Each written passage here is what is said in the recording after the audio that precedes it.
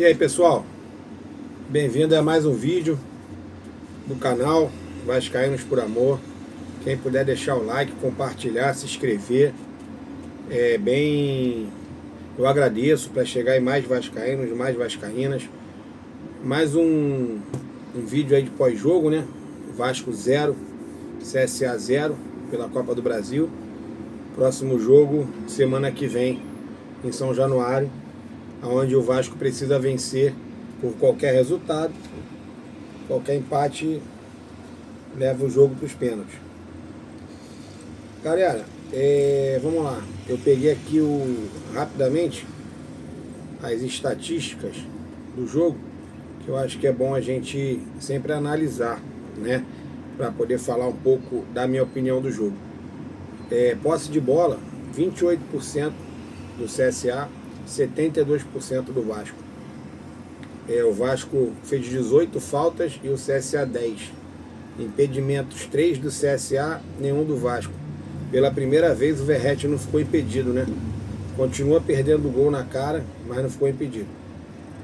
20 finalizações do Vasco, sendo que 6 no gol. Isso aqui que me impressionou. Foram 10 finalizações do CSA, nenhuma no gol. 0. Léo Jardim não fez uma defesa. Então, tivemos a expulsão do João Vitor,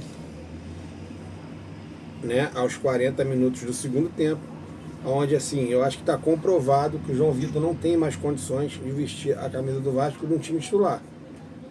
Encosta ele, dá um tempo para ele, vê como ele vai se comportar aí nos próximos treinamentos, nos próximos jogos. Agora, tem uns dados aqui, galera, muito preocupantes.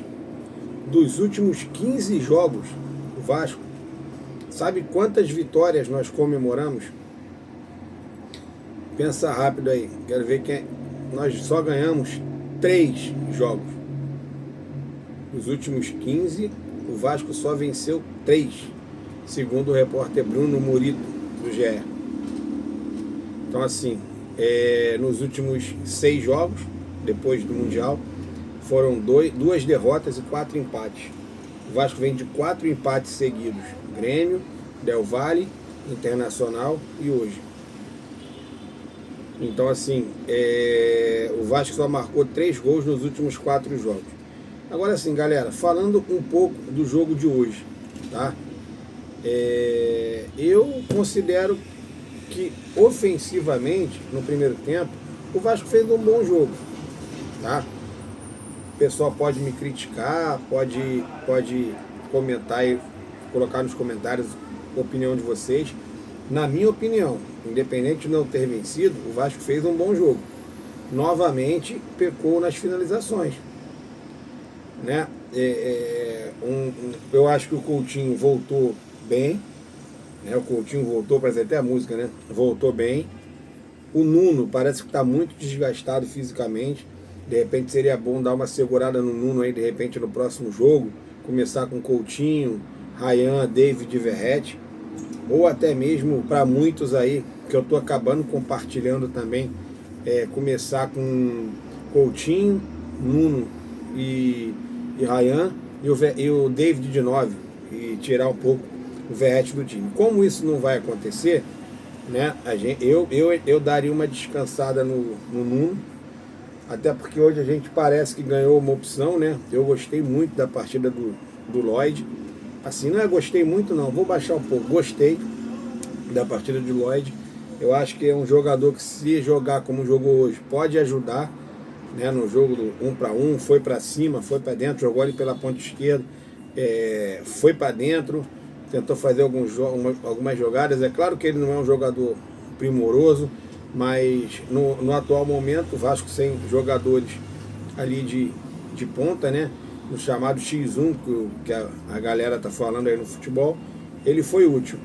Mas, assim, nada também. O Vasco já 6 jogos sem vencer, também não tem muita explicação, né? Aí chega no sábado, vence o jogo, vão ser 5 jogos sem perder. Vão ser 4 vitórias e 4 empates e 1 vitória. Então assim,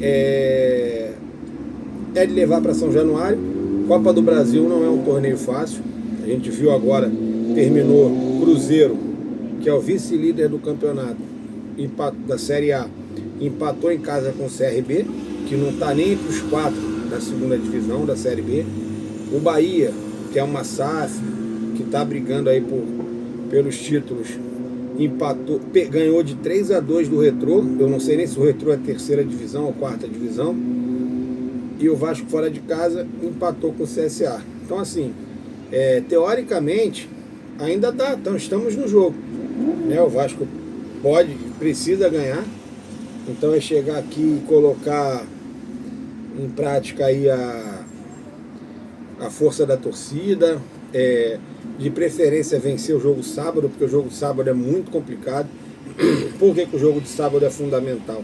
Porque provavelmente, aliás, eu vou considerar certo, se o Vasco perde o jogo para o Mirassol, o Vasco vai jogar contra o CSA na zona do rebaixamento. Entendeu? Então assim, o Vasco precisa vencer para quebrar essa sequência de vitória, ficar fora da zona do rebaixamento e aí ganhar confiança, ter mais condições de fazer um bom jogo, sem pressão, com mais tranquilidade e fazer o jogo fluir contra o CSA.